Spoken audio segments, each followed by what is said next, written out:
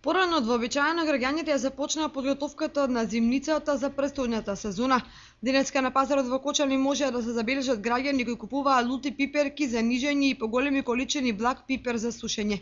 Цената на лутиот пипер достигна и до 60 денари за килограм, додека благиот можеше да се најде и за 20 денари за кило.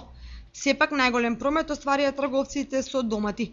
И на овој пазарен ден понудата на квалитетни црвени и розови домати беше над вообичаената.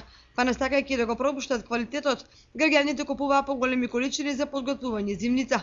Нивната цена се движеше од 10 до 30 денари за килограм. Патлиџаните моментално се 15 до 20 денара. Ефтино, много е ефтини това.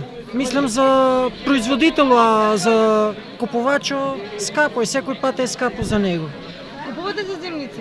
Не се оште пушнали, оште жешко им стоа времето, а после кај ќе залада може и да се качи цената. Квалитетот каков е на патлиџани? Квалитетот е моментално много добар. Ке има ли јави во септември патлиџани?